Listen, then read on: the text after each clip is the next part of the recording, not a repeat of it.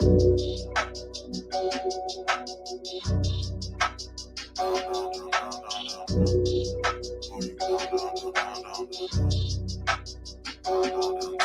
them niggas in your city that they barely fucking with me. Where I'm from, that shit get litty. Bullets flying out that semi. Streets at war with soldiers dying. Funerals with mothers crying. Watch them niggas, they ain't solid, cause they plotting on your pocket. Pull them more than McFly and take it back.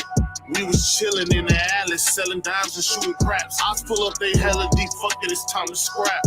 Then we started throwing hands, them bitches up the strap, that's a fact. Came up as a youngin' in the hood, so I wrecked the gang. Ain't no bell loops on my fucking pants, so I let it hang. Snuck afford it, all up in the school, better let it bang. Niggas solid for a homicide, didn't say a thing. Just me and Mike and Marlon, we was savage, living heartless. On the block, if you informing, bullets fly through making corpses. Way before rap, this was way before rap. Where I used the bathroom at the school, that's my own damn trap.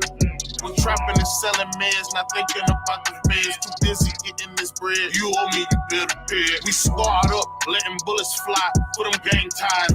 And if it really wasn't clear, fuck the other side. Oh, you down, down, down, down, down, down, down. Oh, you down, down, down, down, down, down, down. Down, down, down, down, down, down, down. Down, down, down, down, down, down. I swear to God, the Lord be testing me. How you take away my heart but still be blessing me? How you showing me my dreams but still be stressing me? Family know the price of fame but won't invest in me. So I'm gonna take it to the chin. Put my wins up in the past. It's time I go and win again. I know I had to sin to win, and yeah, I'm gonna sin again. But when I count $1 million cash, I think I might go and repent. Niggas hated on me, cause calling on me. You fucking up my re-up, that's a problem, homie. Only thing that keep me focused is $1, brody.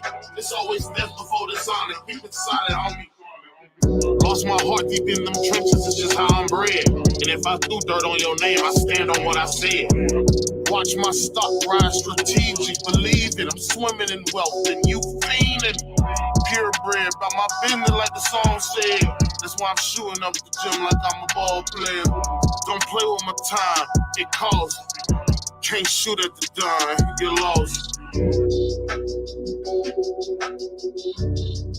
Oh, you down, down, down, down, down, down. Down, down, down, down, down, down. Oh, you down, down, down, down, down, down.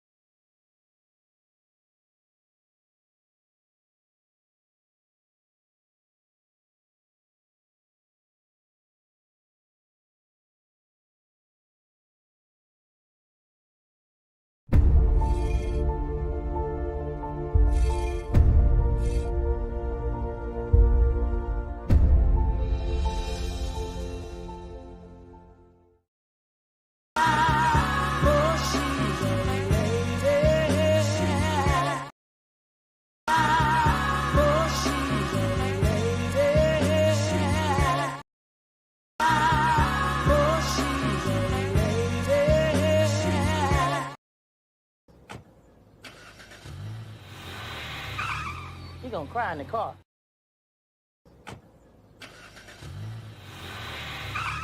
He gonna cry in the car.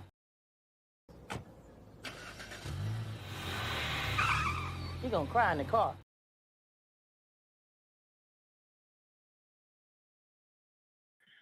Hello, hello, hello, hello, and welcome, welcome, welcome. If you haven't done so already, please click like and share. All the people that are here, welcome, and all the people in the bushes and all the people that hate my guts, welcome. Oh boy, part 2 with many more to go of the never-ending saga. Tasha K, PP, hashtag PPP Sunday. I am your host, Daryl Moore. How are y'all doing? Listen, we got up in here. Hey, how y'all doing? How y'all doing? Y'all like my little skits? Y'all want me to play them again? I got you. I got you. You know I got you. You know I got you. You know I got you. Y'all ready? Y'all ready? Y'all ready? Y'all ready? Hold on. Here we go. Here we go. You know I got you. He gonna cry in the car.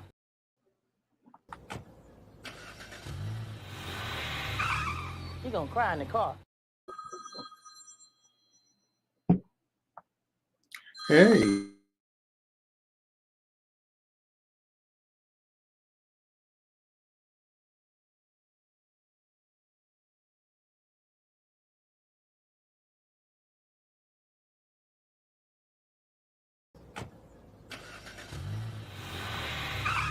He gonna cry in the car. You sure is. Let her cry. Oh, she's a lady. Oh, Lord. Oh, Lord. Fix it, Jesus. I can't stop laughing. People be cracking me up, y'all. People be having me dying.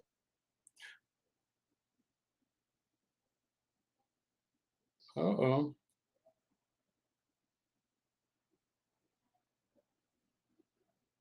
Oh, yeah. Yes, indeed. Yes, indeedy. Yes, indeedy.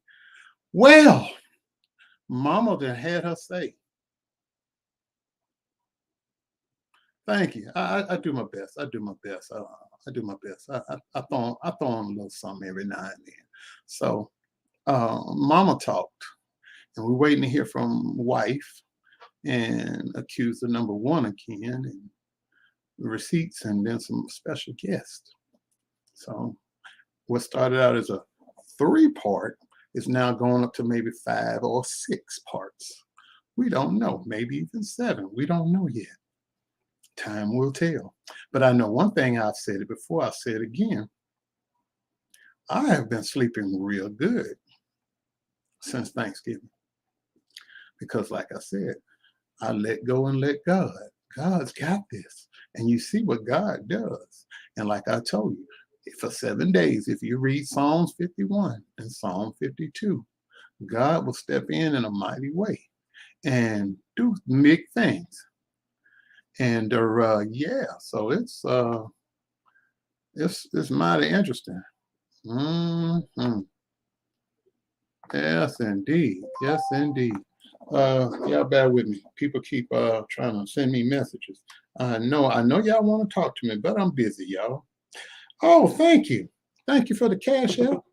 Y'all bless the cash out. Everybody else out here asked for 888 and for divine prophecies around lunchtime when Tasha K was on. Find that interesting. Yes, sir. You can ask for all the money you need. You're gonna need that money. Mm. So yes, yes, yes, yes. Oh God. Um, where do I begin? Choosing my words wisely. Up until today, I had no idea that accuser number one's mother was sent out of the country while all of this was going on. Mm, that was an interesting little piece. Mama was out the country in a whole nother time zone, sent away from her children. She didn't volunteer to go, she was sent away. Interesting, ain't it? Mm-mm. Mama gets sent away.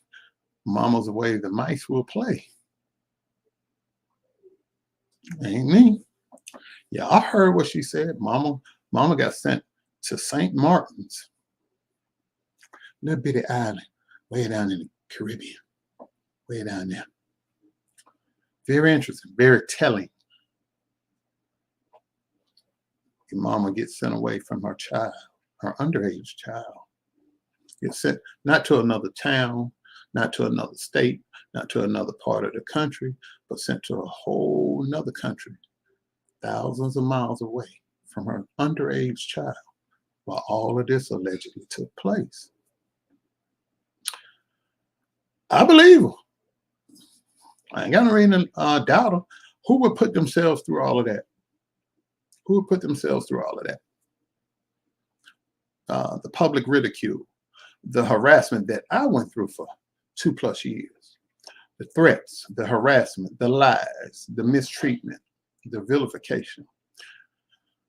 And I'm just sitting here drinking.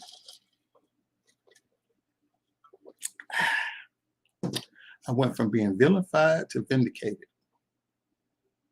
Feels good. Let me just bask in it for a minute. In with the good air, out with the better air. Whoo, Oh, let me stop. Sleeping good at night. I end up crying for 4 hours. We're going to talk about that at 8.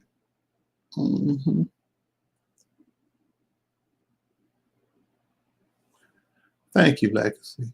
Thank you, thank you, thank you. Thank you. See, money can't buy a good name and reputation.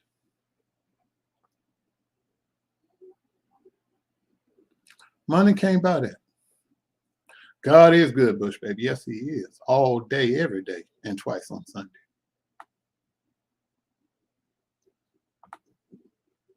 See, years after I'm dead and gone, my name lives on. My legacy lives on. What will yours be? Just like when I started my show, I was playing the video of my oldest son, one of his singles. My son ain't out in the street getting in trouble. My son goes to college. My son works. My son's making music. He's doing positive things. My middle son's in school, majoring in music and theater, double major. Got a job and going to school. My baby boy going to school and working. That's my legacy.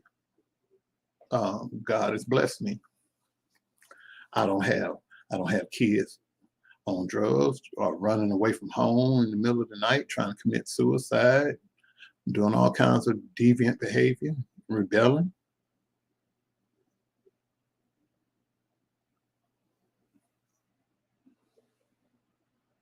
So I sleep good at night.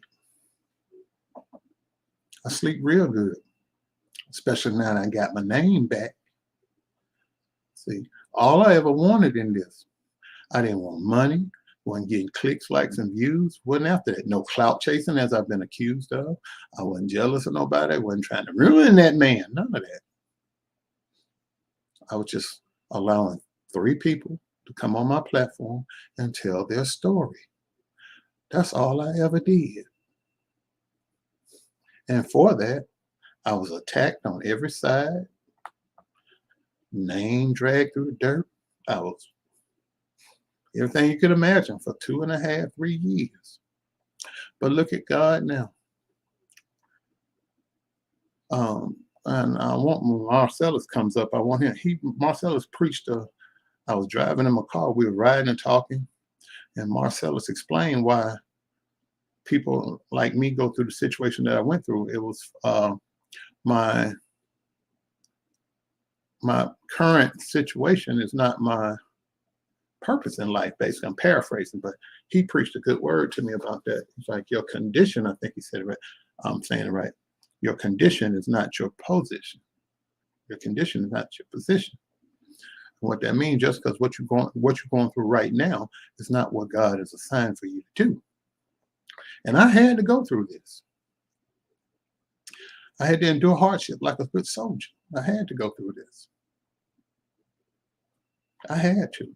So I took my lumps like a good soldier.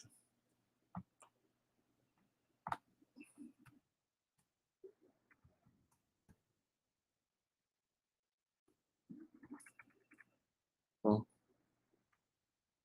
I had to go through this. So that I want to read something to you.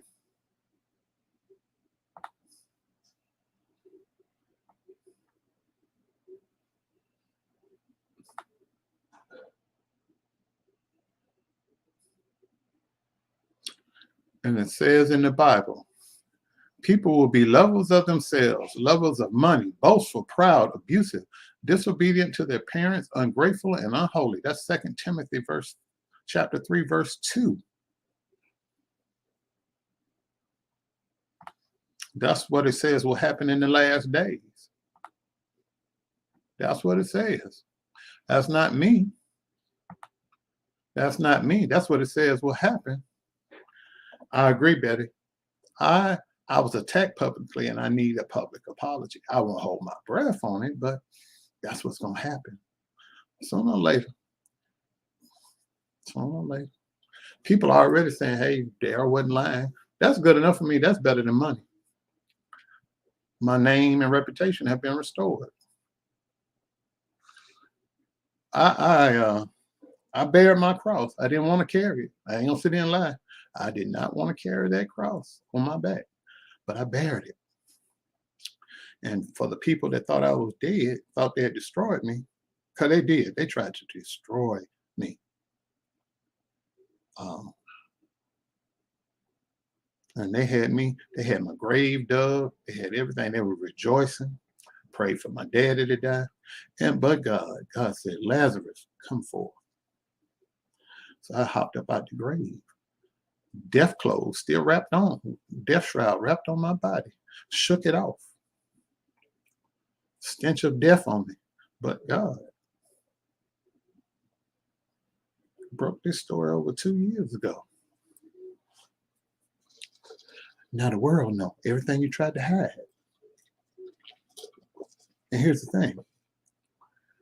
If you don't respond, I hear a lot of chatter in the wind, but I don't hear nobody saying, no, I didn't do this. I hear, well, they weren't the age they are claiming when they're supposed to have.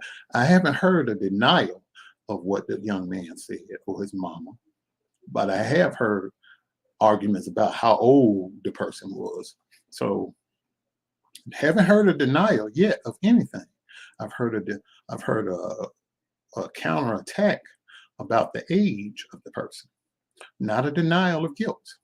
Big difference. Pay close attention. Thank you, Sandra. Thank you for your super chat. Super sticker, what it's called. I'm still learning this stuff. Oh, for those of you that are vloggers like me, do you realize now if you super chat and someone sends you a super chat, instead of keeping the 30% that they used to, YouTube now keeps 40%. So that's why you hear a lot of people asking you to send them a Cash App or Zelle or Venmo or PayPal instead of super chats. Plus, you have to wait 30 days for those super chats. But I appreciate everything because you don't have to give me nothing. You can pay me no mind. And I'd be probably somewhere sitting up crying at 3, 4 o'clock in the morning. So, Mama got sent away to be in a foreign country. There's been no denial of the accusation. There's been no denial of the accusation. Only arguments about how old the person was and the time frame when the person claims it. We're going to go into a little deeper at 8 o'clock, but something else I want you to see. Oh, this police report is false, and the FBI subpoenaed the records and that lie. The FBI don't have to subpoena anything. They just walk up and say, hey, give it to me. They don't have to subpoena anything. We're not talking about some little local municipality. We're talking about the Federal Bureau of Investigation. So for the unlearned, I'm going to school you how smart part people and critical thinkers are. If the FBI wants something, first of all, you got to ask yourself a very critical question. Why would the FBI want a document about a crime committed locally? It's not a federal crime, it's a state crime. So why would the FBI get involved? That's something you need to be thinking about. When you hear other people, you know, the boy that was crying the other night telling that lie that the FBI came to get the record. No. Ain't nobody shot Donald Trump. Ain't nobody did no death threats on Donald Trump. It's no federal law been violated. The FBI only gets involved when it's a matter of national security. So, and they get involved in big stuff like what Trump is and those files he had in his house in Mar-a-Lago and places, things like that. That's when the FBI gets involved. Not on some person that's accused of doing something down here in the state down south. So please let that boy lie roll off your back like water on a duck's back. No FBI. I'm talking calm now because I'm doing the dignified show first, but the clown and the roast session's coming next because I'm gonna talk about the bearded lady. at 8 o'clock. The upright gremlin. Yeah, parking lot fight. We're going to talk about that at 8 o'clock. But for those of you who read and write and spell pretty good, like yours truly, and yeah, so I'm gonna just let you know, the FBI ain't subpoena no records. Oh, there's no name on the record. When there's an accusation of a criminal act, mind you, let's keep that in mind too. It was a criminal act. The police report is about a crime, not a civil matter. The police report was made about a crime that was committed, and the investigation is still open. So don't let anybody lie to you. Nothing has been closed. There's no false police report. There's no. You can call the Raleigh Police Department and ask to speak to Detective Hubbard, Hubbard. That's the person. That's the point person, unless they've changed and reassigned it to someone else that's investigating this situation. When there's a crime alleged, such as this, and one of the people, the victim happens to be a minor, they're not going to put the name on the police report. So that's why I used the official document that I produced 2 years ago that had the seal on it. It had the address where the alleged incident took place, but it doesn't list the name of the victim or the accused. Also, in North Carolina, under North Carolina law, in order to get the full police report, you must get a court order from the judge. That includes lawyers for either the accused or the accuser. So you have to go before a judge. You have to drive to or fly to North Carolina, go before a judge, explain to that judge why you need that copy, and then the judge decides whether or not you can get the copy. How do I know that? Because I asked. In writing, certified letter, in email, in phone call, and fax. I asked those questions. Don't go on emotions and lies and people paid to do damage control and out here windmilling on platform to platform to platform, going on people's platform and then calling me the YouTube uploader and all that. That's fine. You call me what you want. Then what you call me is what I answer to. Mr. Moore is the name. It's a household name now, thanks to you.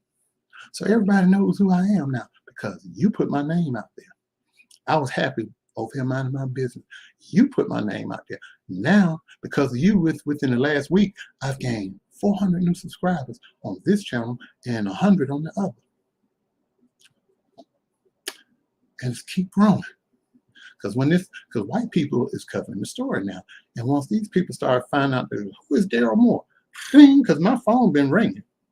People want to hear what I have to say because of you putting my name in your pie hole. And I thank you for that. I really do. And what you meant for evil, God turned it around in my favor. And the last shall be first.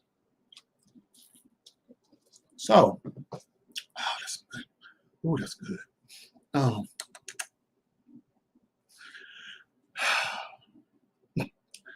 I don't know how y'all read. I know y'all didn't get no sleep over there. Y'all up bouncing around.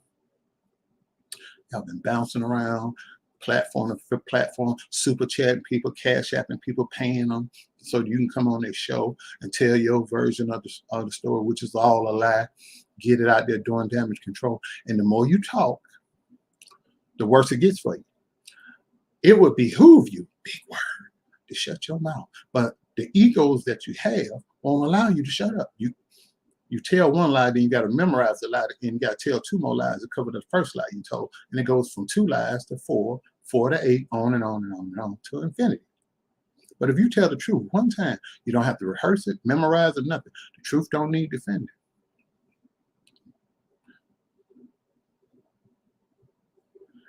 And oh yes, yours truly, in due season.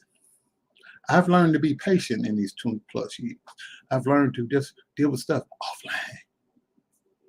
I've learned to contact certain people, You don't have to argue with people. You just, you know what? You don't have to argue. You don't have to do anything. No, buddy, you don't have to argue with nobody. You just log in. And when people say they doing, it's all about jealousy and blase, blase. You don't do nothing. You don't argue with people. You find out when a person's lying on you, you tell the truth on them. So what you do this. You do like a Wiley from the Wiley show. You just log on and mm, and you just log on to the website. Since I'm a professional actor, I didn't, people have been led by the Spirit, not because of me, but they're led by the Spirit. They go to places like IMDb Pro, International Movie Database. This is the pro version. This is for professional actors who have acting credits on this site. I have a membership account because I'm a member of the Screen Actors Guild. But the regular site is just imdb.com, but IMDb Pro is where I would go. And on that site, you just scroll down like this particular show, and you just look. And you just go, oh, well, what do you know? There's the production company. There's their phone number. There's their address of their place of business in Beverly Hills. And then you see BET, and then you click on that, and there you go. You got all the production companies affiliated with this show. DAE Like Media and how to contact them. Yo Soul Entertainment. You click on them and it'll give you their address and phone number and fax number and email. Inspired Entertainment, all in Los Angeles. But the one that's real interesting to me is this Franklin Entertainment. That's DevinFranklin.com. For those of you who don't know who Devin Franklin is, ladies and gentlemen, boys and girls, drum roll, Devin Franklin is the ex-husband of Megan Good. He is also the most powerful Black man in Hollywood. He has his own production company. He was the second most powerful man at Sony Pictures. Nothing got made by Sony Pictures unless he gave it the green light. And if he's attached to this, being that he's also a ordained minister and pastor of a real church with walls, and if you found him on social media, Instagram, Facebook, Twitter, whatever, and you say, hey, what's going on with this, blah, blah, blah, blah, blah, that's what happens. And if you contacted DAE Like Media or some of these celebrities that's in the cast, like a Yolanda Adams and a Kirk Franklin, and be like, hey, what's going on with blah, blah, blah, blah, blah, then the people have been doing that. And from what I understand, the production company is going to have a press conference any day now this week in regards to this matter. Hello, Marcellus. How you doing, sir? I'm all right. I'm all right. Praise God. But that's what people are doing. Nobody's out here arguing with these people. When they lie, you just tell the truth. That's all you got to do. That's it. You don't have to, oh, I'm doing this and oh, we doing this and we doing that. No, that's what you do publicly. What other people offline is doing is sending fax, emails, and text messages and letters, certified letters. Not me though, but I'm just saying, some people have been led by the Spirit. How you doing, man? Talk to me. You know what? I didn't know you had actually booked more than one show. So how long do we have on this time? Oh man, I'm gonna kick that one off at 8. So we'll talk a little bit and everybody go get them something to eat and stretch their legs and okay. hiccup and whatever. There's so much to be said. You take your time, brother. You all I'm gonna mute myself. No, don't do that. Don't leave me out here by myself. You all, this has been a very emotional day for me. If I'm gonna tell the truth. Now I can honestly tell you, just based on some of my past experiences with the institutional church, this day has a lot of things that have been said have definitely resonated with me, and it has kept me and my emotions in a complete upheaval on today. I have to tell you all, first of all, to all of the supporters, first of all, who have supported Daryl, I want to just say again, thank you so much for all of your support to Daryl Moore and to the 18 Roxanne Roxanne and myself, as well as let me see a transcript when she was with us, because at some point she was with us and having to suffer through some of this same crap. Excuse me, and I do have an allergy situation going on, so it is what it is. But this has been very hard for me today. And it's been very hard for me today for several reasons. Um, there was, of course, you all know there's a lot of stuff going on amongst preachers in the country, and a lot of preachers who are seemingly taking advantage of young boys. Mm-hmm. And we all know that there are prominent cases on the internet where, people are questioning the behaviors and the relationships that some preachers have had with various young men. And I'm choosing my words very carefully here. And the reason why I'm choosing my words very carefully, not because I can't say the name, because I can say the dang on name, but I'm trying to make sure that my friend is protected, because I don't want him to have to suffer any ramifications for anything that I say. Okay. So I'm choosing my words very carefully, but I want you all to hear me. And so you're going to need to buckle up tonight, and you're going to need to put your earphones on, and you're going to need to pay very close attention to the things that I'm going to say. Now, I'm not going to be able to pay very much attention to the chat right now, because I'm concentrating on what I'm going to talk to you about here for a short period of time. Okay. First of all, when we initially set out on a journey to help pastors, preachers, and young men who have been accused of all sorts of things, as well as helping a young man get out of prison, who suffered from some mental challenges and some emotional challenges. Our work has never been about us. Individuals have always tried to make it about us, but it has never really been about us. Okay. And for some unknown reason, people are constantly missing the point around here on these internet streets. As long as you're going back and forth and you're arguing about whatever you're choosing to argue about, the muddy water of what truly matters in this situation continues to get murky, and people continue to throw things in this situation that have absolutely nothing to do with this situation. The truth of the matter is, ladies and gentlemen, when the preachers and people are accused of certain things, what becomes increasingly important is for folks to focus on the victims who have been taken advantage of.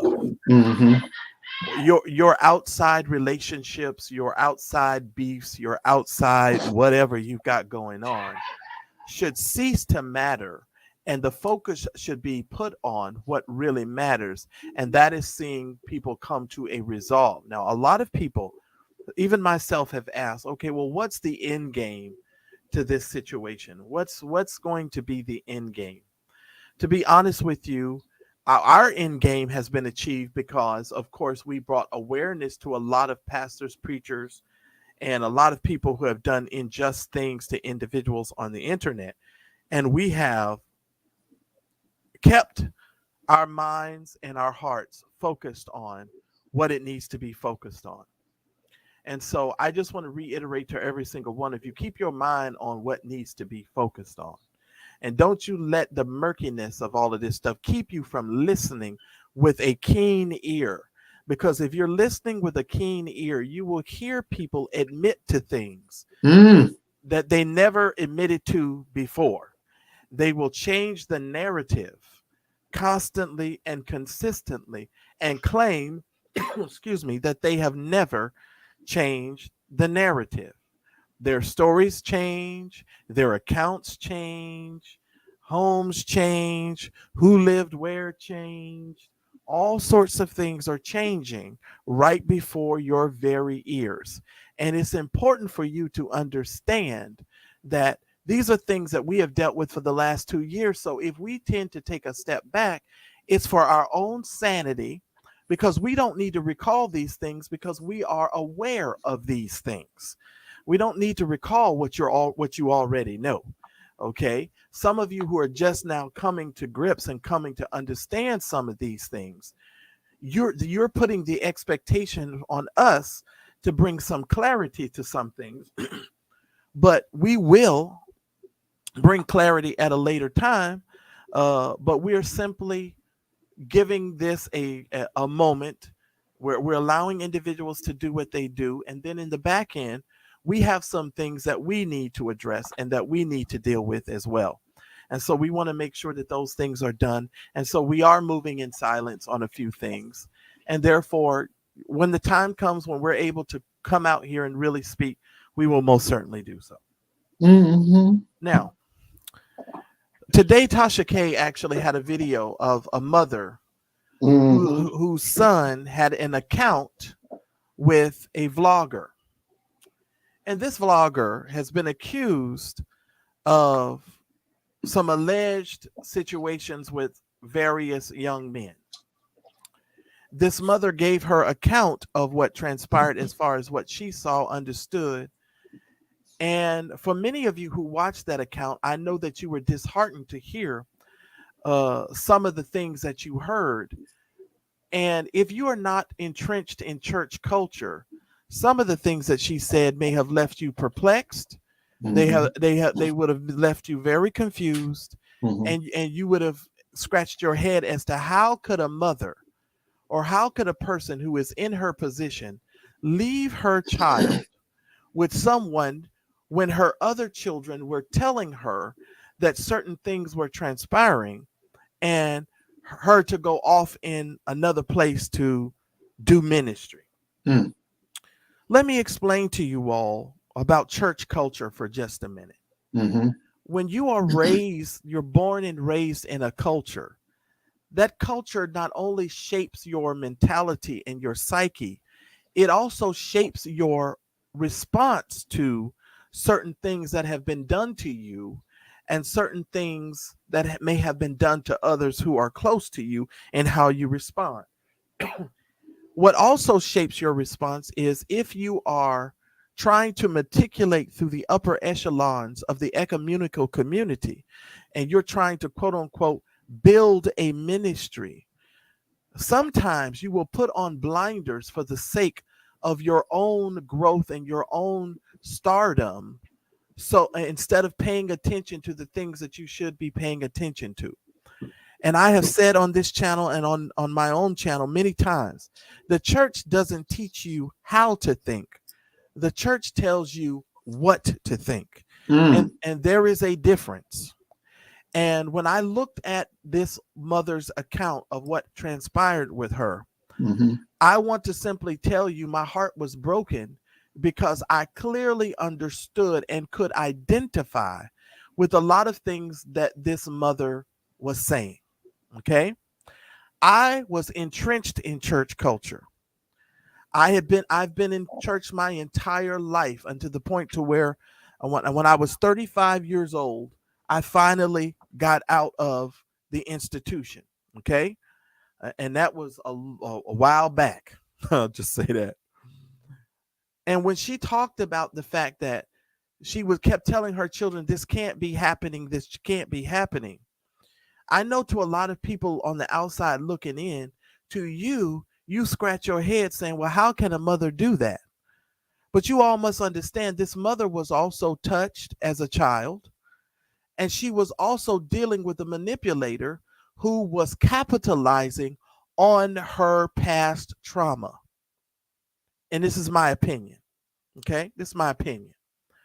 And when people who are full of charisma and who can meticulously hit you on your pain points, they have the ability to hit on certain areas of your life that they know you are seeking to maybe grow, you're seeking to become more of, and so you will simply put on blinders for the sake of what you want in your life. And ministry became paramount in her life.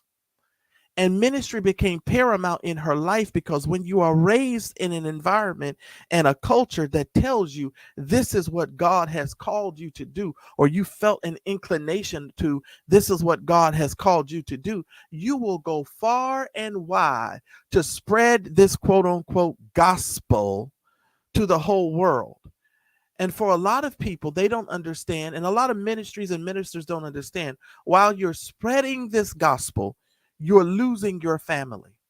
Because the one thing that you would hear amongst all of these people, and that is including the vlogger who is being alleged and accused of all sorts of illicit behavior, all of these people are chasing what they believe is their quote unquote calling and ministry. And while they're doing this stuff, everything around them is dying. Because if you hear what these people are saying, all of these people's marriages dissolve, all of these people's families become quite dysfunctional, and all of this stuff just continuously goes by the wayside. And Daryl, whenever you need to bring the person, just bring the person. It's fine. Okay. But I want to tell you all, when I heard what was said, if you are not entrenched in church culture, a lot of this sounds foreign to you all. Now, what you may not know today, I spent almost the majority of the afternoon, a little bit of the afternoon, in tears. I mean, I've literally been in tears almost, and I've been an emotional wreck since earlier today. And I've been a wreck because there were a lot of people making a lot of mistakes that cost a lot of people a lot of emotional damage. And because of that, people are on these YouTube streets not understanding that this isn't about you. This isn't about, whatever you got going on. This is about, well, 3 young men, 4 young men, however many young men it is at this time. Because I believe that the number is going to keep going up. That's my personal opinion. However many young men it is, these young men have had some trauma. Yeah, they worked on their trauma. But that interview showed me today that they've not all come to a place to where they can be honest about their trauma. And I'm going to be totally honest. Because when I heard some things today in that interview, I said, no, you don't really have him the way you think you have him. You may have him now, but you did not have him then, because they were explaining, telling, trying to get you to understand what was being done to them. And the blinders of ministry and the blinders of trying to become whatever you're trying to become clouds your judgment. Now, let me tell you something else.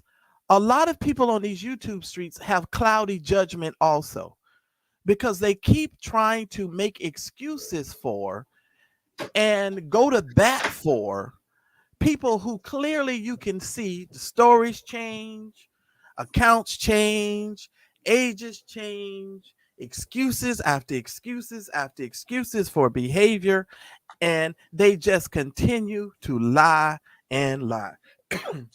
Okay, here we go. Welcome, Tasha. Hello. How are you? I'm doing good. Fantastic. Sorry to I'm doing. No, interrupt. you take your time. Have your way, ma'am. No.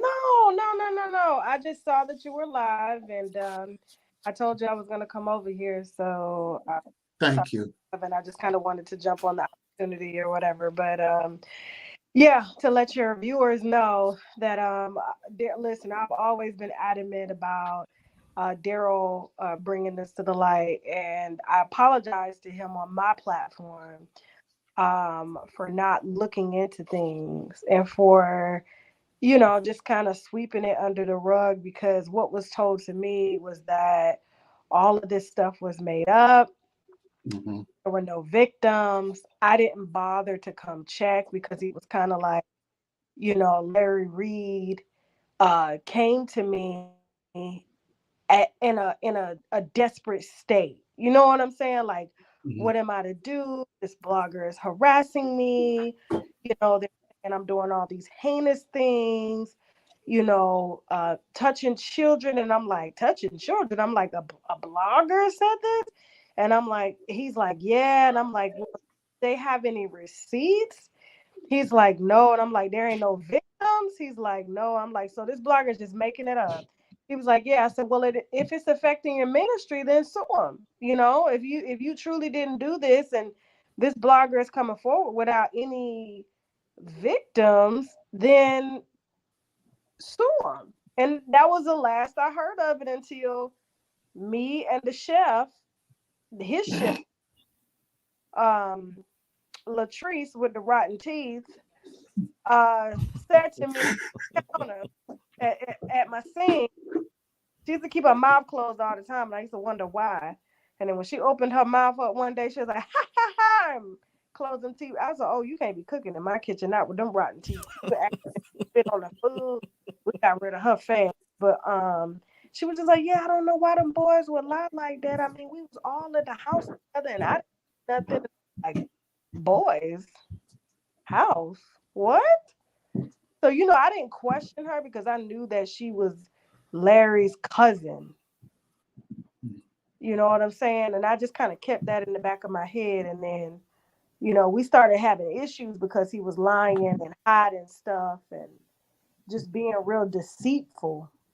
And, once you show me who you are, I believe you. But I've already apologized to Daryl, and I'll apologize to him on his platform here to you guys that he was the first. And I apologize for even encouraging Larry to move forward with such a frivolous lawsuit and against you. And I've been speaking with some people behind the scenes, but we'll talk about that on a call later because I don't want anyone to kind of know what's going to happen next. But I did hear that I guess maybe you got in trouble for violating the NDA or something like that. Mm. Well, that's been the rumor, but For months. Yeah, for every week it's something new. So I mean.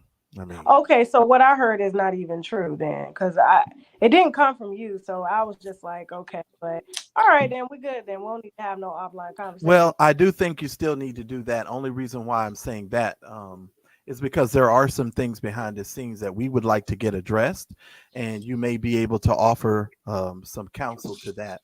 Mm-hmm. I most certainly would like to have Daryl and you to have a conversation regarding that, because that's like I said, we're moving quietly over here on some things that we're working on, but he most certainly can have a conversation with you about that. Okay. And what's your name? I'm sorry. My name's Marcel. I'm so sorry. Okay. I just automatically thought you knew who he was because this is Marcelo. This is my Marcellus. I'm actually known on YouTube as Mad Church Disease. I actually just took my channel down about a year or so ago. But because this has been an ongoing situation. I love the interview today. There were a couple of things that there were a couple of questions that I had, and maybe at another time we'll be able to talk about those things. But I mean, if you want to ask me those questions, that's fine. I can give you what I know, Well, one of the things, I mean, I don't really think you could answer them. I think the mother probably could have answered them a little bit better for me. Because, I'm just coming from a different vantage point because I was entrenched in church culture and, I'm out of the institutional church and I have been for quite some time. Okay. And so when I hear certain things, it sort of triggers certain things in me. But I know a lot of people on YouTube aren't familiar with the culture of church. So they don't understand how a woman could leave her child with a pastor or leader and then go to a whole nother, country, preach or pastor and leave her child there. Because I've seen a lot of things and I've read a lot of things on this internet. People say, well, how can she do that? And I don't understand and blah, blah, blah, blah. Well, you don't understand because when we were raised in church, and Tasha, I heard you say that you come from, church background. We were taught not to question our leaders. That's not something we did. We believed that when our leaders spoke, that was the voice of God speaking. So we were taught that. We weren't taught to have an independent thought or opinion. We were taught that whatever our leaders spoke, that's what we were to do. And so when I hear these people on the internet talking about how she could do whatever she did, I'm just trying to give them some context to why these things were. And even in the midst of the interview, now this might not have been true, but I felt like you were wanting a little more in the answers than what was given, because some of those answers were a little vague. And I saw kind of when you shift in your chair, because I pay attention to a lot of stuff, And I said to myself, I kind of feel like the mother could have given you a little bit more in that situation. But I think she gave you as much as she could. Okay. Yeah, I mean, to speak on like church culture and question the leaders and stuff like that. I mean, I think that's just in the Black community as a whole, or in any community, because it happens within the Mormon church. Absolutely. It's not just cult, it's not just churches, it's cults, it's families. My mom left us with our aunts and my grandmothers, and we were touched by uncles and cousins. You see what I'm saying? So it can happen anywhere. I don't think just church. And I think the church just has a bad rep just because it's so hypocritical. And it's kind of like, do as I say, not as I do. And it's in because of that, the integrity has definitely disintegrated within church, because it's not respected as much as it used to be because of all the things that have been going on. And I'm coming to a place where I'm supposed to be protected. I'm supposed to be able to be myself. And then in turn, it gets worse. The control factors get worse, the brainwashing, the just the downright negating of very important, and issues that shouldn't be pushed aside. So I don't think we could just hold the church as just the main kind of culprit of this, because it happens anywhere, anytime. Well, that's true. But kids can't even walk to the bus stop nowadays without somebody trying to snatch them and put them in a car. Well, that's true. But I, in this situation, because we're dealing with church and church culture and a quote unquote pastor or leader, I'm dealing with it in the context of church. I didn't really speak about families or relationships or things of that nature, because in this instance, we were actually dealing with someone who was claiming to be a spiritual leader. And so that's why I took it from that context. But you, of course, are correct. It happens in families. It happens in all, nationalities, ethnic groups throughout, the world. So I agree with you. Yes. Absolutely. No, and I'm not trying to I guess negate what you're saying either. It's just, it's hard for me to just kind of condense a subject that's so broad and so misunderstood into just kind of one sector. Like just like we have hierarchies in families, hierarchies in government, hierarchies in church, hierarchies just everywhere. There is a point where we don't question our leaders. We don't question our elders. We don't question our parents. We're just told to just shut up and do. So I can't, as much as I would like to just kind of negate it, I really want the focus to be on Larry Reed, because this is the person that we're talking about. You know what I'm saying? And the mother, going to your question about the mother, of course, I was triggered because this happened over 10 years ago.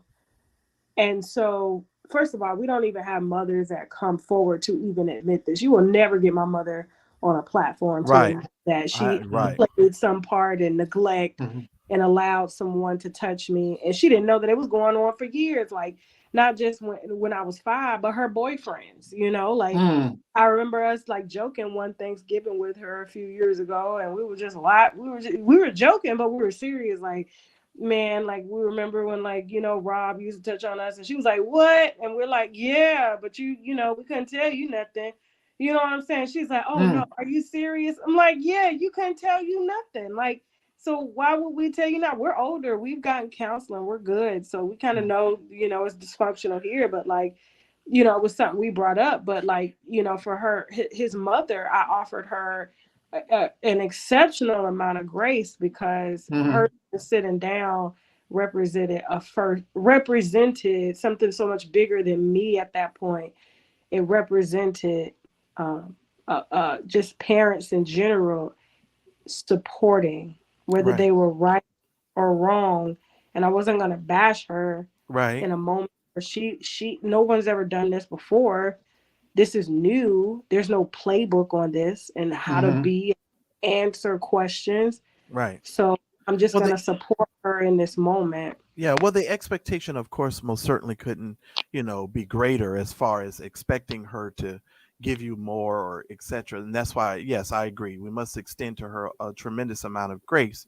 And that was the point of me coming on today and having this conversation, was to put it into context and to let people know why she answered and responded the way that she responded, because she was entrenched in a culture that so many other people are unfamiliar with.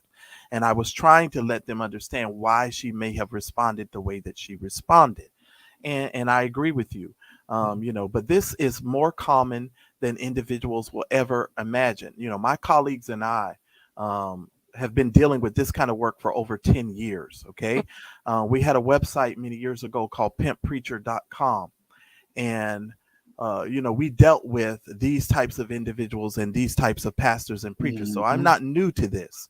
So I've been dealing with this type of work, and I can honestly tell you, I don't, like I said, I don't come to say who's guilty, who's innocent, but based upon the preponderance of the evidence, if certain people are sitting in a jury box, in a testimony box, they're screwed. Because if your story keeps changing and your accounts keep changing and the dates keep changing and whether people live here or whether people live there, you're not going to make it. No jury in their right mind is going to tell you that you're innocent, especially upon the preponderance of what's being presented. I'm sorry. I got a question I've been wanting to ask you. I know what I've dealt with dealing with this situation for 2.5 years. The threats, the harassment, the dragging of your name and all that.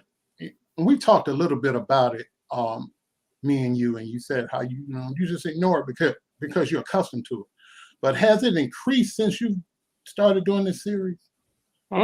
No threats, no harassment, no strange phone calls in the middle of the night, all that kind of crazy stuff that I was doing with. I got a couple strange phone calls the night before it was supposed to come out, and I was just like, ain't nobody calling me from a private number but Reed. So that was that. But for the most part, nah. Like I'm really not. I'm worried about it. Don't even lose sleep over it.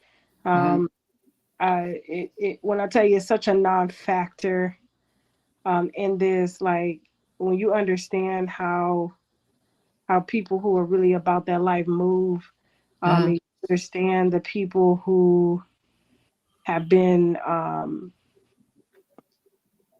when you deal with perverted, narcissistic, hypocritical, extremely manipulative characters, they think that they can outsmart anyone through dialogue. The only way to deal with someone like that, or a character, because it could come in many different forms, right? Ignore. The more you ignore them, the louder they get. Because you're not giving them that energy that they need. See, Larry Reed is used to having a body, something to take in his energy, whether it's through voice, whether it's through just bodies touching one another, whether it's him inserting his penis into whatever. He is used, if you just get me in front of this person, you put me in front of an audience, I can tell them what I need them to hear, and they will feel me and they will understand. But the moment you cut off, you create a block between you and a narcissist or a manipulator or a pervert. They don't know how to work off of unlinked energy, which means they fear the unknown. That's why I haven't been announcing what I'm doing, because that's why he went to his Patreon for 5 hours and had that whole breakdown, crying and trying to scramble together to figure this out, thinking that he can somehow use his gift, as he's been misusing his gift, to misuse and manipulate and continue to lie and just kind of waver in his narcissism. And so to deal with individuals like that, it's like the only way to get some level is to not let them have access to you or know what it is that you're feeling, even if you are scared, even if you are threatened, Mhm. you don't ever let them know, or anybody know for that matter, what you are feeling, because once they get an inkling of energy, they'll take it, they'll bite onto it, and that's their way in. That was going to be my next question to you. And dealing with this, you've had experience because you covered the R. Kelly story, which is a much larger situation. How do you insulate your family from being harassed and all those things? How were you able to maintain that? Because Don't get them. when a person can't attack you, they try to attack the people around you that they know you care about. How are Yeah. you able? I mean, that happened with my sister-in-law situation. Like her fans was like pulling up my sister's pages, nephews, nieces, all that, and putting them in groups and talking shit about them. They just blocked them. Like, they don't worry about it. We were all cut from the same cloth. They know what it is. You know what I'm saying? And one thing about me and my family, like, we ain't never, ever, ever, ever worried about what a motherfucker gonna say they gonna do. Like, True. like, we from Panama City, Florida. That's the last thing we worried about. I mean, it doesn't even make us lose sleep. We just Oh, like, wow. I grew up about 2.5 hours from you, where you from?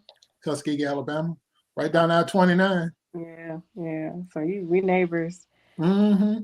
So yeah, that doesn't bother me at all. Okay. It doesn't bother my family. My daughter's on social media. She sees everything that goes down. Her page is in her name. So she knows, like, and it's all cap. It's all cap. You know what I'm saying? And so, and I always say, real gangsters move in silence, because gangsters ain't out here telling how much money they made, how many houses they got, how many cars they got, what their leadership is, who their mentor is. It's like they use these as their gun points. Like, this is what they, the things that they acquire as their weapons. And once you tell me what your weapons are, I know what my defense is. Okay. And what's very disturbing, and I'm gonna say this because I'm gonna have to intercept him. I'm gonna have to interject him into my series somehow. Is A.R. Bishop, because him being a leader connected to so many other leaders and movements in the Black community, to support and outwardly support someone who knowingly admitted a crime against a minor. Well, let me ask you a question. Are you aware that these people went on his program and joked and laughed and said, it's not, it's not molestation, it's exploration, he, and everybody's kikiing and cackling? I am. I'm not going to tell you how it's going to be done or when it's going to be done. Or Right. I get that. Because it may not work. It may take away from what Larry Reed did. But I'm just going to say this: nobody ever better not come to me about A.R. Jordan, because if they do, and when they do, it will be louder. And so, and that's a failure in itself. Someone who says that they're for the community and they protect, and I don't get it. You guys are Black men, and you're not protecting our community. I don't know, man. I don't know. It's very disturbing. So maybe I'm just letting my anger get to me, because I'm like, this is why Reverend Al Sharpton would never. Like, we can say a lot of shit about Reverend Al Sharpton, but one thing he will never do is support someone like Larry Reed outwardly. Now, I want to get something clear while you're here. Okay. You have, so that the whole world can know, Rick, stop lying. You have never hired me to do anything, have you? No. You didn't even know I existed until my name was brought to you, correct? Correct. I've never tried to hire you or partner with you on anything, have I? Never. But that's the lie that's being told. Well, let them lie. Yeah. It's what you. It's what. And right now, the receipts right now is proving that Lavondre Andrews is not lying. and never has lied. Because They can say whatever they want to say. Oh, this person's with this person's. Okay, what does that have to do with Levontre Andrews coming into your room and you inappropriately admitting on your Patreon that you had inappropriate conversations because he was curious about your lifestyle, particularly with men, and then you realized you had spoke too much and talked too much, and then it became an obsession, and you didn't know that you were being looked at as a father figure or a leader, and so you had to break things up. What does that have to do with any of that? I agree. Well, y'all. Well, it's always the peripheral stuff that people discuss that have nothing to do, and that's what I call mud. You're throwing mud on things to murky the water so people can't see clearly or think clearly. And in this situation, for the last 2 years, there's been nothing but mud thrown at this. And Daryl and I have definitely tried to bring some clarity to all of this and to give people an opportunity to see clear through all of it. And I just want to say, we do appreciate all of the vloggers who support Daryl and who have came out and, just said thank you to him and so forth. So again, I look at you guys, especially you successful vloggers such as yourself, because you guys are on a whole nother level. So you guys are way on a whole nother level. Now, I'll tell you this, Tasha, one of the things that I'm thinking about as I sit here and I listen to you, and this is a question from me to you. Now, you may not want to answer this question, but I'm going to ask it anyway.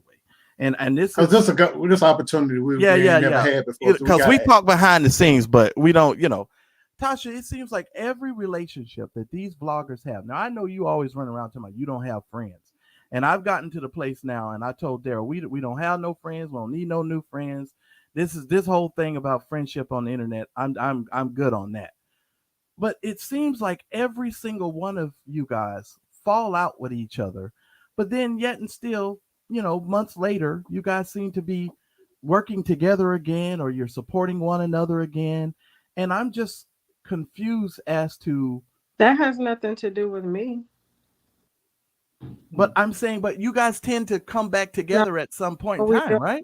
No, we did not. Who have I came back together with?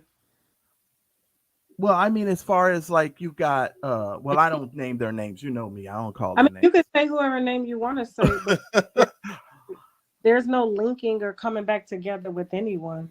So when you go on their platforms and you speak on their platforms, do you feel like that's offering support or linking up with them in any kind of way? You don't feel that that's linking with them anyway?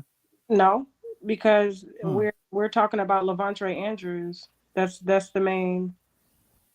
That's all it's ever been about. You don't see me over there kicking and doing all of that. If there's something more important at hand that's bigger than me, and they have an audience that they're listening, that is very interested in helping and encouraging and supporting, then I'm gonna that viewership. It has nothing to do with that blogger. And so I was coming into the blogger game, like, you got coworkers, in a building, and you're working in corporate America, and you develop, out of work relationships with them. And some of you don't, some you just talk to all the time, but they're not necessarily people that you would want to get to know, or, you're just kind of put in a facility and you got to talk to these people. You got to learn. Right.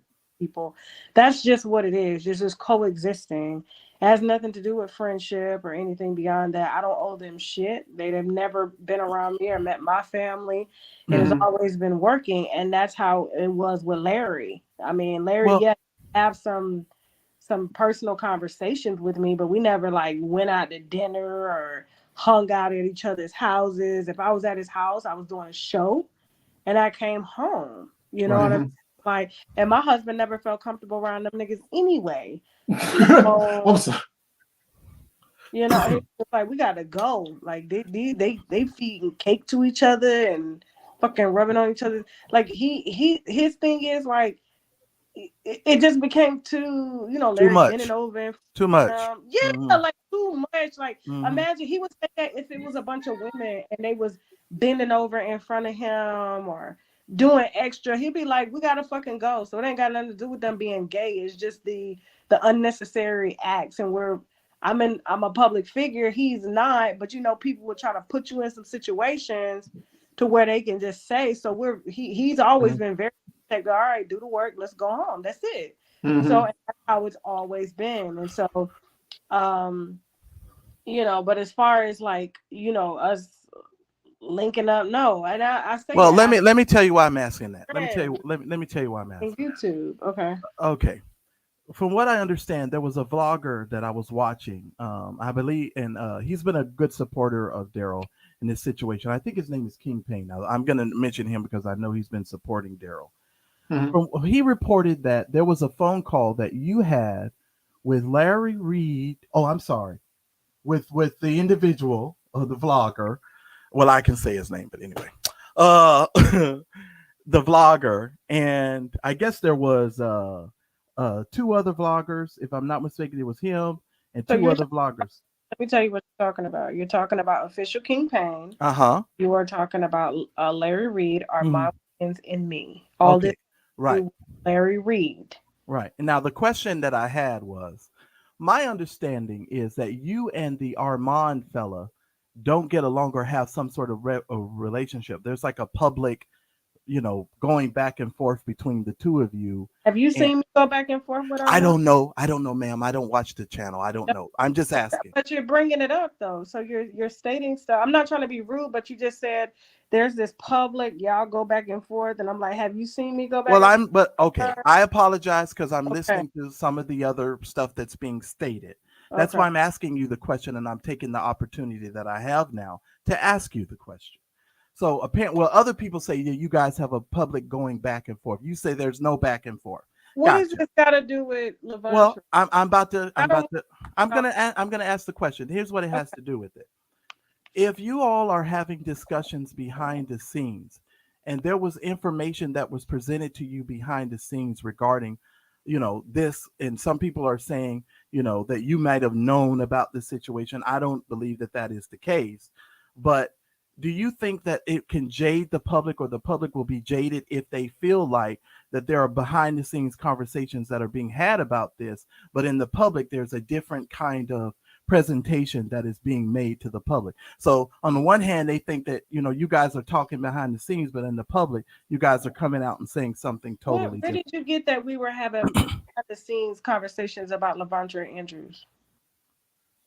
Well, more specific, when I say conversations, from, as I mentioned, I first started off in the conversation, the King Payne fellow said you, him, and the other 2 vloggers was on a phone call. I don't know exactly what that phone call One phone call that had nothing to do with Levandre Andrews. Okay, well, we'll stick to Levandre Andrews. All right, I'm sorry. I thought it had something to do with the overarching issue that we're dealing with. So maybe I misunderstood.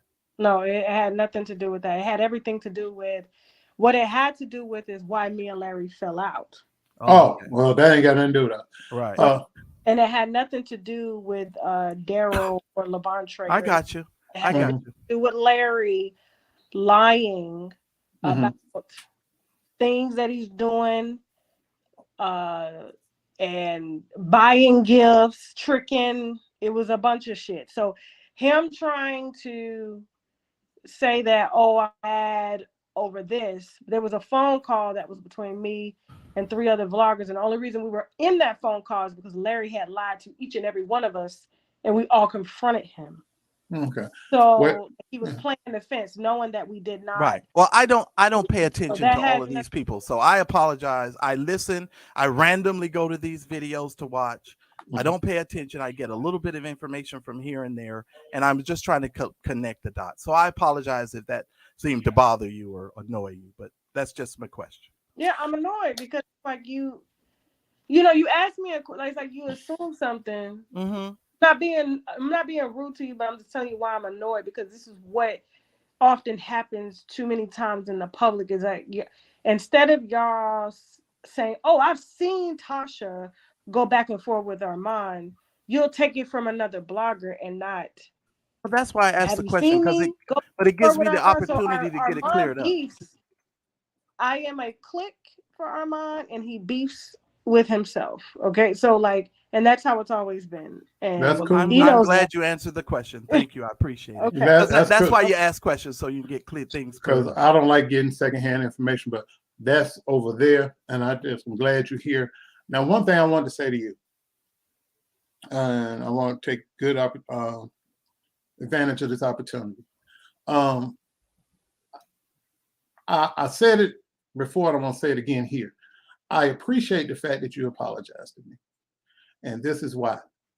You are the only person to this day that has apologized to me about anything as it pertains to this matter. And for that, I'm very appreciative. And well, Sean David Wade just offered not an apology, but basically he gave you props. Oh, okay. Well, I got to go and see who that is. Yeah. See, we don't know. I know who you.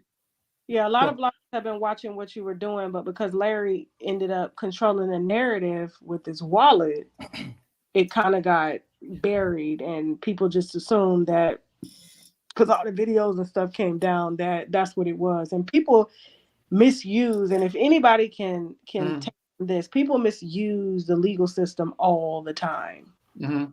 All the time.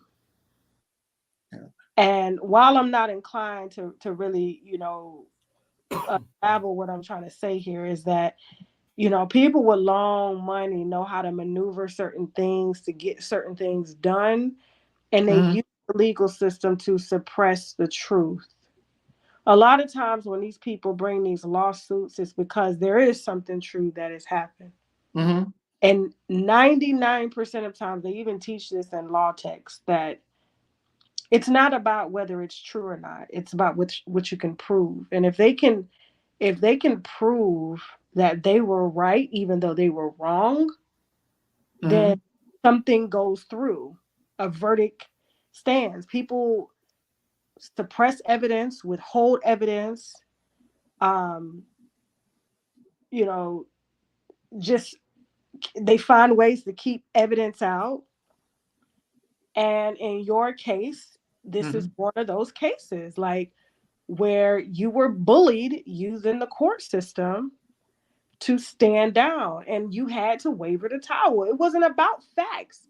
It was about who got the longest money. And I remember having a conversation with him about that. I'm like, well, if he ain't got no money, then you ain't got nothing to worry about. You gonna get him to shut up. I literally said that to Larry. And then I think back on that and I'm just like, damn, like what did I do? Because all this time I never bothered to come look at one of your videos. I never bothered to come listen. I just took his word for it because he brought it to me. He seemed very disturbed about it. And I gave him what I would do, because I don't play about when it comes to children and sexual assault. And I should have questioned myself too. Like, why would somebody just make up sexual assault allegations and molestation? Like, I should have questioned that, but because I was worried about my own stuff, and I really didn't give a shit about what was going on. I was just kind of offering him what I would do in a situation. I felt like I was responsible for this, and that's why I said I'm going to apologize to you, and there's going to be some stuff done behind the scenes to where we could help you out and figure out how to fix this. And so, it's just that's just what it boils down to in your case. It didn't have anything to do with the facts, because the facts were really told wrong, even up until Levantre's lawsuit that he filed. 13 pages. What blogger went to pull 13 pages and read them? Nobody, not one blogger did this. I am probably one of the only people that will sit through. Like the deposition you just sent me. I'm reading that deposition line by line, screenshotting, boom, key points about the deposition. You know what I'm saying? Like, I just like, it's rare that you see that, and that's why a lot of people don't go far in this, because like when you come with something like this, you have to come with everything, and people will try to use law text in order to suppress, manipulate, and that's just another form of bullying, harassing, and manipulation. And that's what he did in your case. And so, like I said, I welcome anything that he tries to do, whether he got 7 lawyers, 10 lawyers. Because see, here's the thing. That lawsuit that I was in, that was my first lawsuit. Mm-hmm. And the blessing behind the first lawsuit, you know what the blessing is? The blessing is in the failure. The blessing is in the loss. The blessing is in the mistakes. The blessing is in everything that went wrong. Like, I couldn't ask for a better verdict because the knowledge that I got from that, being in it with such a high profile figure, that will never happen again. Mm-hmm. That will never happen again. Not me not going to court, because Kiwi Studios go to court. That's just what it is. Kiwi Studios, you sue me, we're going to court. Ain't no mediation. None of that. We're going to court. We're going before a jury. That's just what it's going to be. And that's with anybody. This is going to be how we operate until our company, for centuries for our company. Okay? That's just what it's going to be. There ain't going to be no settlements. There ain't going to be no talk of no settlements. There ain't going to be no mediation. There ain't going to be, oh, I'm out of money. It ain't going to be none of that. It's going to be, you filed this. The only way it's going to go away is if you hit that dismissal. Other than that, we going all the way to the white people. I'm sorry. I made it laugh, but that was funny to me because I'd be talking No, for like real. that. That's what it's going to be. So, like, people understand, like, look, humiliation is one of the best teachers ever. And even Larry could take something from this public humiliation. But because his narcissism is so embedded, he's been used to playing, but he doesn't understand, like, dude, like, I was raised by a narcissist. I was molested by narcissists. I know how people like you think. And I just, like I said, I ain't even dropped the second episode and he went to singing. Just singing. I hit download. Shout out to Official King Pain because he grabbed the live before he was able to lock it and try to take it down. But shout out to King Pain. Every single thing that he says, it's on download. It's on download. The inconsistencies, the dates, all that stuff, the confessions, him admitting to having inappropriate conversations. He admits everything except for going like this to him. Like, so I'm just telling you, like, people don't understand, like, this is my livelihood, this is my business. I employ a lot of people. And like I said, the blessing, people can laugh all they want when it comes to that Cardi B situation. Hell, I laugh. Shit. I laugh. I be like, damn, like, how the hell I get my ass handed to me like that? But when we go back to think about everything and to look and see, like, some of the best lawyers are the best lawyers because they've lost so many times that they now know how to win. And without the losses, you cannot win shit in life. Nothing. So, like, I agree. I don't care what anybody say. Like, that was the best public humiliation that I could have, asked for. It was the most humbling experience ever for my business, for my personal life, for me as a entrepreneur in general. How to deal with media, how to deal with just losses, being in the public eye. You know what I'm saying? Like, just so many aspects. Like, if I had a whiteboard in front of me, I could be like, boom, boom, boom. Hell, I'm still learning stuff from it. And like I said, I may lose the second time, but as I said, what happened before will never, ever, ever, ever happen again, because how much shit, like, hold on for a second. That's my motion sensor light. Like, it how much shit, like, I didn't do in that case that I'm doing now to save my lawyers Like my lawyers had to go back over years to research shit. Mm-hmm. That was extra time. That was extra money. Mm-hmm. And just trying to put it together because of I didn't know. It was my first time hiring lawyers. I ain't never been in nail lawsuits. So we just collecting hard drives. I learned how to do their job. Like, because I was asking questions. I'm like, okay, what is this? What is that? What is this? I would keep my lawyers on the phone with me for hours. Like, yo, what the fuck happened? How did we lose this motion? I will go back, read the motion. Shit, we should have did this. To the point that if we're ever in this again, I have say so on my open and closing arguments, what witnesses come, because I was just like, oh, we don't need no witnesses. We needed motherfucking witnesses. Can I ask you a question though? Yeah. You've been a public figure. I never really got into this for that. I kind of just was having fun with it, and it kind of blew up on me. How were you able to, in the downtime, I'm not even talking about court cases, just in the downtime when you're not doing this, how are you able to just take a deep breath and balance all of this? Because when I was going through this for the last 2.5, 3 years, I go to bed with it, I wake up with it. How were you able to just say, you know what, the hell with this? This is some online shit. I'm gonna deal with my personal life over here. What did you do? Because I need to learn that. Well, first, I have an incredible husband that, when I tell you, understands me to my core. Mm-hmm. He taught me how to be balanced and disciplined, and has reminded me over and over that all of this is just part of the business. Mm-hmm.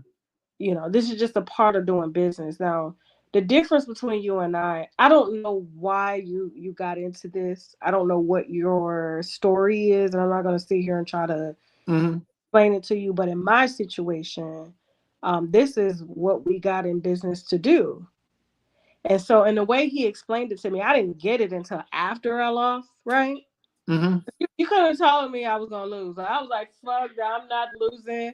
Then when I thought about it, I was like, if I was a juror, I would have did that too. He helped me to see it all for what it was. Mm-hmm. Now, could be now what's gonna happen, because at the end of the day, I was just telling you, dude, it's just paperwork. Mm-hmm. Yeah. I remember when you told me You that. That's don't pay it. It's civil. You ain't going to jail. They gonna send that shit to collections. File bankruptcy. Bankruptcy is $600. It will save your life. $600. It's just a way for our United States government to offer businesses some relief, for people to make a little extra money, and for people to use the courts as manipulation to try to control people. And if you play into it, it will give you a heart attack. It will give you stress. Mm-hmm. What I caught stress from, it Mm-hmm. wasn't because of the public ridicule or the humiliation. Yeah, it was tough, but I ain't lose no sleep over, because the shows kept coming. Mm-hmm. Great time. I'm on trips. I'm with my kids. You know what I'm saying? What irritated me was the long hours and nights of research that I was doing on law, to the point where I'm even like, just last night, I was just like, I gotta fit in how I can enroll myself into some sort of program geared towards law, because I learned so much, like so much, to the point where even not even my attorneys, but just other attorneys, like, damn, you should have been a lawyer. Now, when I hire a lawyer, because I have other lawyers, I have like 1, 2, 3, 4, 5. I have like 7 lawyers for like 7 different things, right? I tell them exactly what they're gonna do and how they're gonna do it, and this is what I want done. And they be like, okay, boom, how'd you know that? You know what I'm saying? So like, that's the end. Because that's what exhausted me. Like, is I'm running a business. I got a new baby. My thyroid is going through issues because I hit 40, and then I got a business that's running. Our Kelly fucking team over here, all these cease and desist, and then at the same time, I'm learning law and going through a court case and public humiliation. So it was kind of all components, but my husband was the one that made me step away, to be like, all right, you ain't studying today, you're not doing no lives. So that's why the lives were not as consistent, because taking time to rejuvenate and learning myself. And so I am heavily vested in artwork. Mm-hmm. I love like whenever you go through stressful moments, you have to find what is your decompressor. You know what triggers you, right? Mm-hmm. So you have to know what untriggers you. So what Cigars. triggers, okay, so cigars for you. Mm-hmm. But sometimes we don't even understand that these phones and this internet could be a trigger because you don't understand. Like, you ever notice you scrolling your algorithm, right? Mm-hmm. And every single post that comes up, you have a different emotion towards that post. Yeah. Imagine going through that and you have people online 16, 17 hours. They don't unplug. So you're going through so many different emotions and you're not processing those emotions, but you're taking it in, but you're not releasing it. You have to release that stuff. And Mm-hmm. whatever for me, it's going to the beach, letting the minerals just extract, just sitting in that water, sitting in the sand, artwork, whatever way I can be creative. Cleaning. I love cleaning because I love neatness and I love purity. Mm-hmm. Right? Because my life was so chaotic coming up. I Mm-hmm. had control over some of the things in my just immediate kind of just reach. And I try to keep everything pure. So I love white apartments. I love or white houses, white sheets. I love to see, Mm-hmm. because I get to see the blend. Like, because if I know something's dirty, I can see it, and that's how Mm-hmm. my life. So like, artwork is a big thing for me. Whether I'm making artwork, whether I'm creating, whether I'm decorating.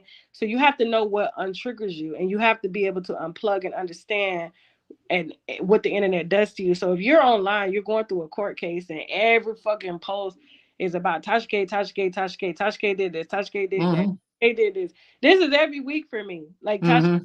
I just be like, what the fuck? I'm like out of the country. Like, what the hell is this? You know what I'm saying? Like, Right, right. I don't even That's know. I don't even know 99% of the stuff that's being said. right. That's why I asked you that, because you dealt with it on this scale.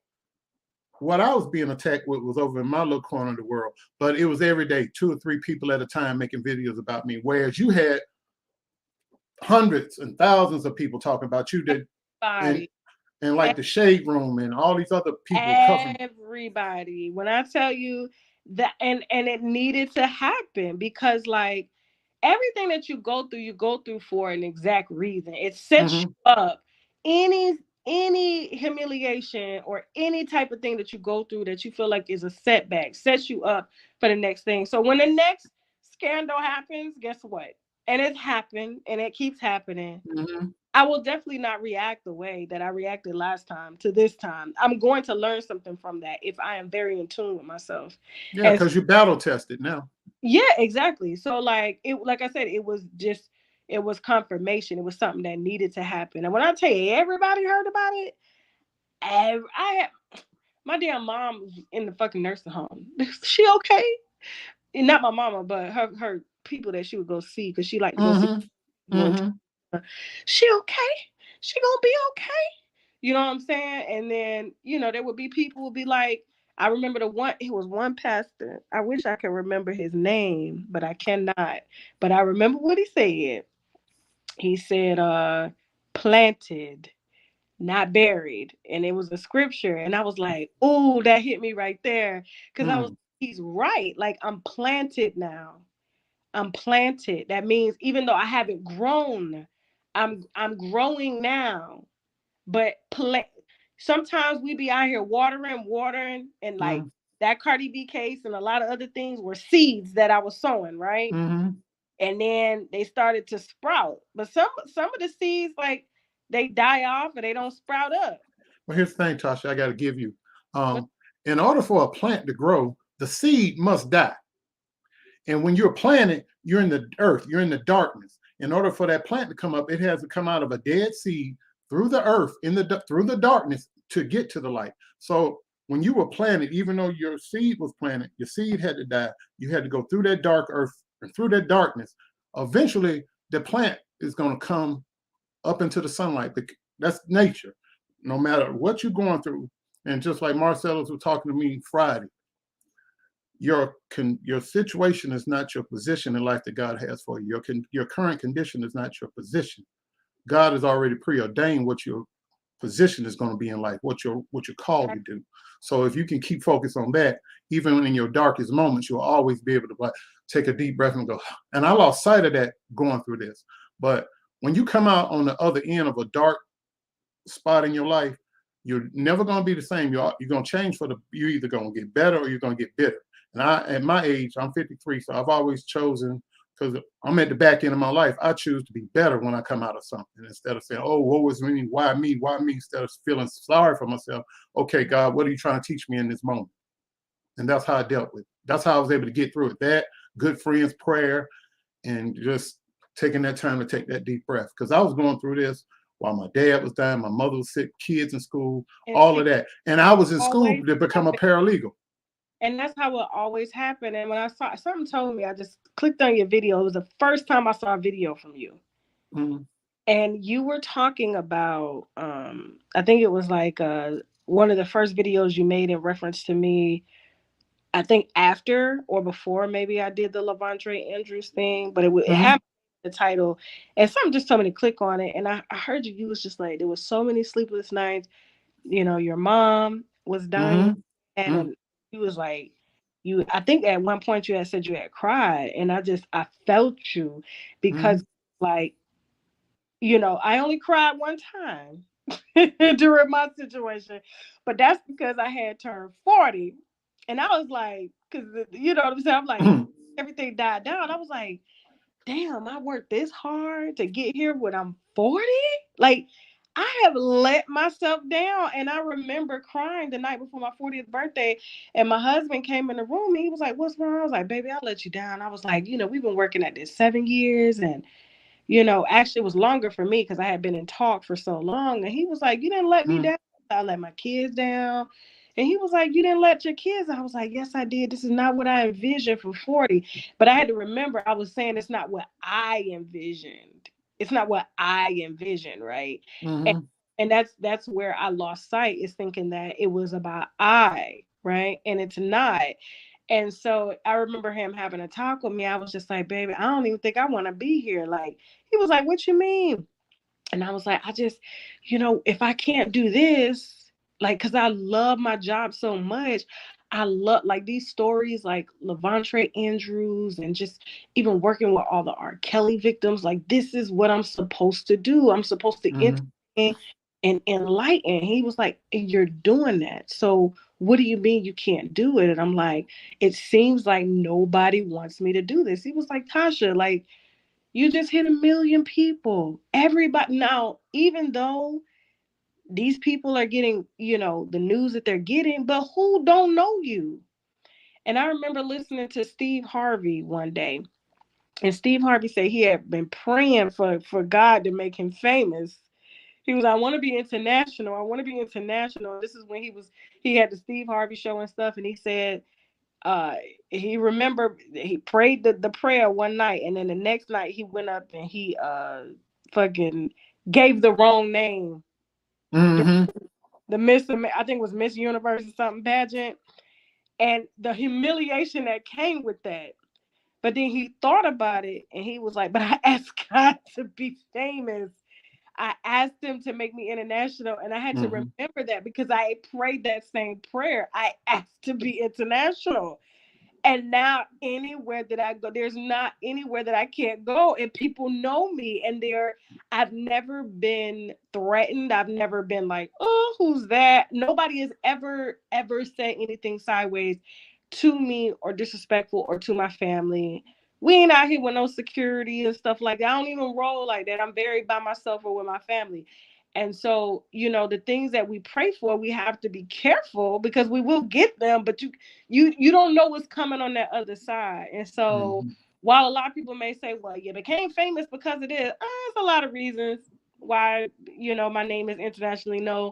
However, that was probably one of the bigger ones. But the lessons that came behind that, I just wouldn't trade it for anything. A lot of people be like, well, what would you go back and do? Undo nothing. But what I would do in the future is this, because I needed that to happen, because the Tasha K, that was Tasha K in 2017, 18, 19, 20, 21. different beast right now. Different breed. That's why Larry around is scrambling. Because I'm like, brother, listen to me. And I'm not going to go back and forth with him because, like, when you go, and that was a big mistake that I made with the Cardi B situation, going back and forth with her, allowing my ego to be triggered because I didn't know who I was and I forgot why I got into this. But she used to do shit, and nobody saw this shit. Nobody saw this shit, and I'll just be, and then I get on the internet looking stupid, like, fuck. How did she get me? Well, she's younger. She's more craftier. I'm old school, so it's a respect thing for me. You know what I'm saying? Right. Like, I ran into that myself. hold up now. I'm gonna call you out on spot. I'm not gonna do no fuck shit behind the scenes. I'm just gonna say it for what it is. And what I noticed is that it was playing with public's perceptions a lot. Mm-hmm. Even down to like the case specifics. Using certain people to put out certain language, and nobody that was non-biased read that paperwork. Nobody that was non-biased. I think it was only one reporter from Law 360, and she said, and this was the day before the closing arguments, she said, Tasha K loses momentum. I said, well, when did you write that I had momentum? You never reported on that. Everybody was only reporting one side because there was a specific agenda. And that's cool. Like, I'm not upset about it. But you have to understand, like, what I know now, like, versus then, like, it just will never happen that way again because they won't have anything to go off of. They will only have the facts. It won't have emotion or me saying, bitch, this, that, your ass, da, da, da. Just all the fuck shit that made me look bad and caused the distraction. I caused the distraction because I fed into it. Mm-hmm. It made it so much, oh, see the type of person she is. So whatever they say about it, it's true. Look at her. You know what I'm saying? Even though I knew that wasn't me. But when a person can only take so much, it's like people trying to put me in jail. You know what I'm saying? I'm pregnant, just all types of shit. And I'm old school, so I'm like, bitch, I'm not for these internet games. I'm just gonna fucking, where you at? Let's meet up right now. That's just how I am. So for you in this situation, you just have to understand who your opponent is and what is the goal. What is the end goal? And if the end goal for you is peace of mind, you don't want to be in court, you don't want to go through these things, then you can do it that way to where you don't ever have to be in court. You don't ever have to go through that type of stress again. Yeah. You don't. And I know you can look back on some of that stuff and be like, well, how could I have avoided going to court? I could have just ignored it. But when you told me that shit, you said it just as plain. Daryl, don't look at that shit. They're going to talk about you anyway. And when you said it like that, I was like, at first when you said it, I was like, damn, that's real. That's a real cavalier way of thinking. But then I thought about it as I was driving. I was like, yeah, you got a point. Then Bishop Jakes, I watch a lot of YouTube videos. Bishop Jakes said, somebody asked him, well, how do you deal with the public scrutiny? He said, I don't, because I don't look at it because I'll be mad all day if I did.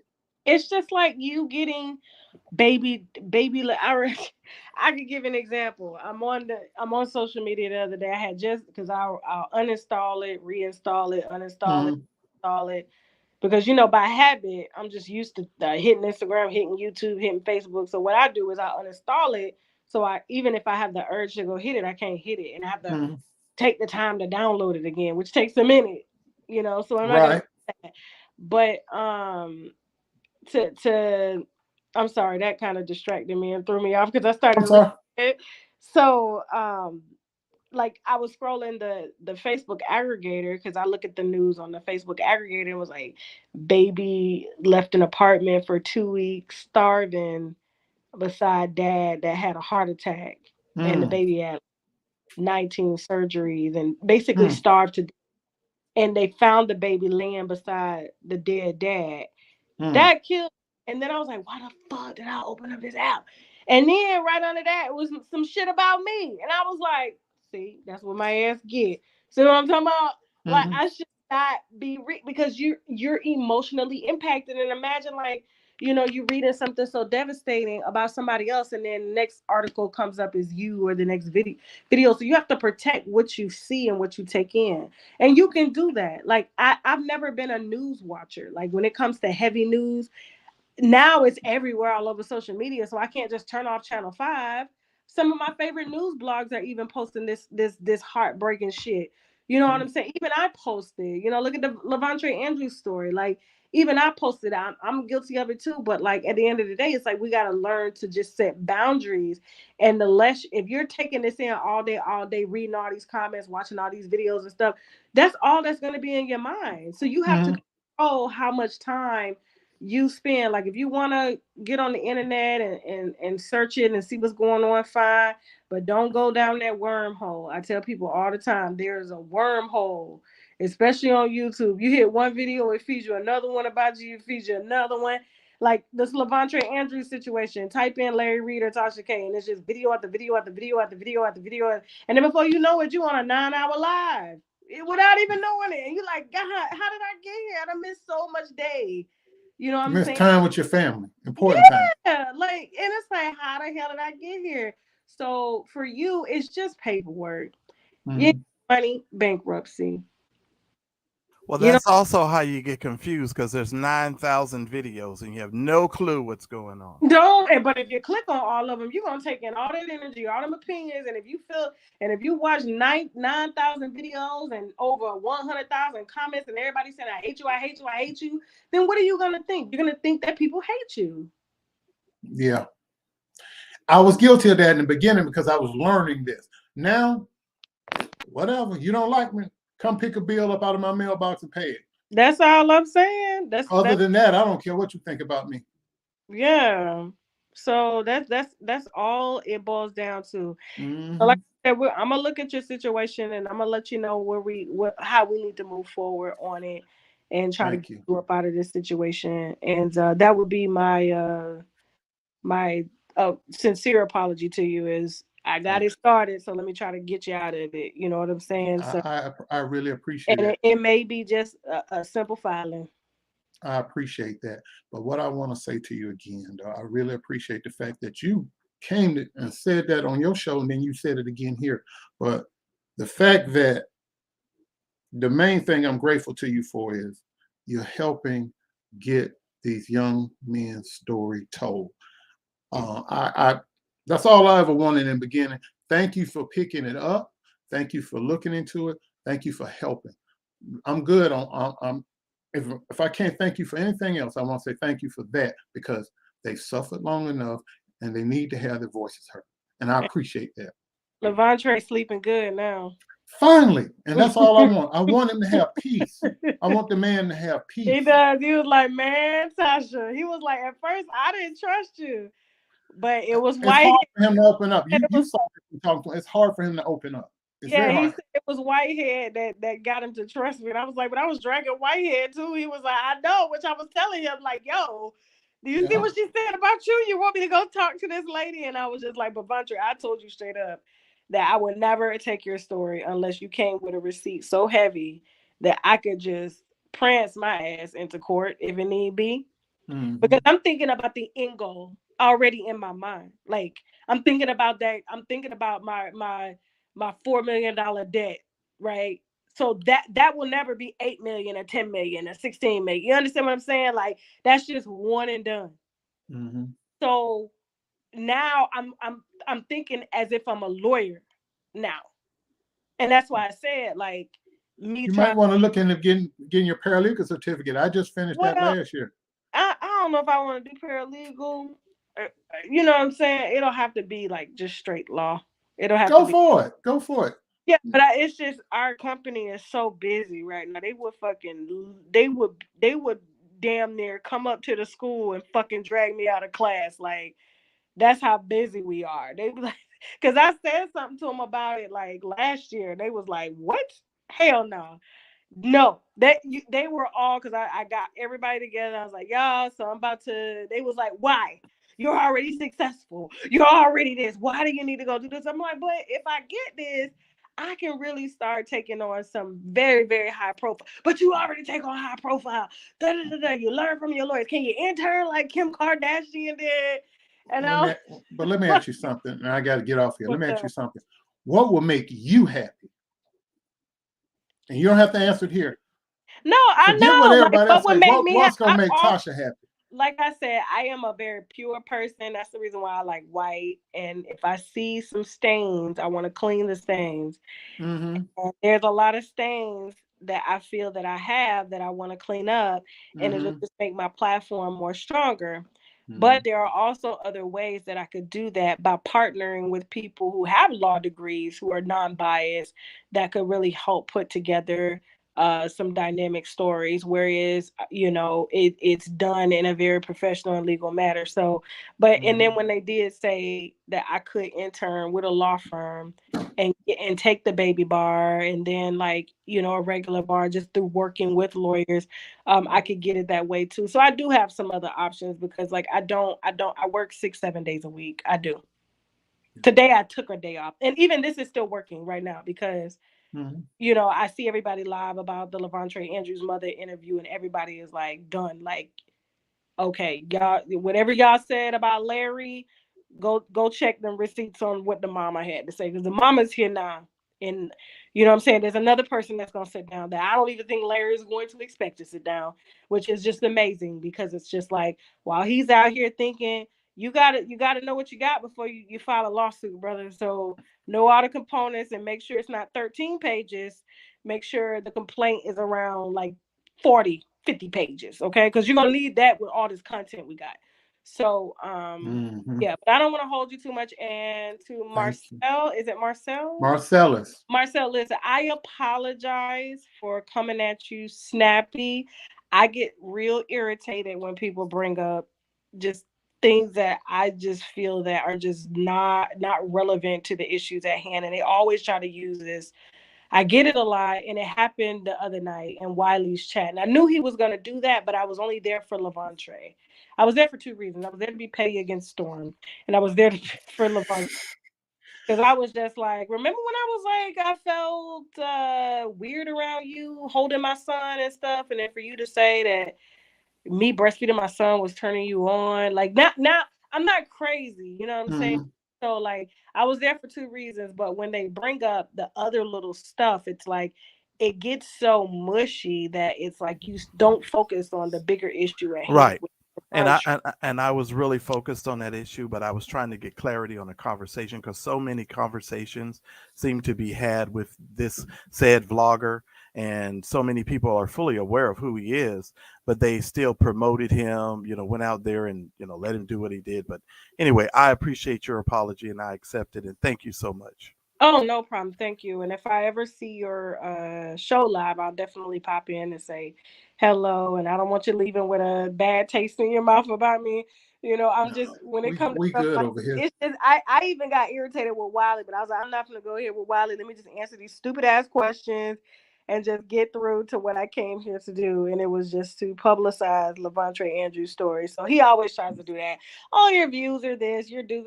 Like, what does that have to do with this? Like, it's just stupid. You know what I'm Mm-hmm. saying? So, and so I like I said, thank you for accepting my apology. And like I said, I hope don't nobody try to take this and make it more than what it is, because Oh, I'm sure I, they are, but I'm prepared. I was irritated. Yeah, sorry, don't do them like that, y'all. We're kind of used to it over here being Yeah, attacked, so that trust me. comes And with I it. don't watch a Okay. lot of it, so I'll be honest with you. I don't We'll watch never a lot of see it, it. so I'll never We'll see never it. see it. I'll never Okay. see it. All right. Thank you so much. Any other questions before I go? Any No, we about to all break wanna out here. We about to break out here at the same time. Thank you. Okay. Okay. Thank you so much. No problem. Thank you, guys. I love you, Love and you too. we'll God talk. bless you. Yes, Okay. ma'am. All right. All right. Bye-bye. Good night, y'all. I'll see you in 5 minutes. 5 minutes, you're gonna do it again? I got to roast the bearded lady. It's party time. Wow. Wow. I'm going in. See y'all in a minute. Bye. Oh, yes, I am. Guess what? Guess what's going to happen? Guess what's going to happen, ladies and You're gonna cry in the car. I'm out. I'm out.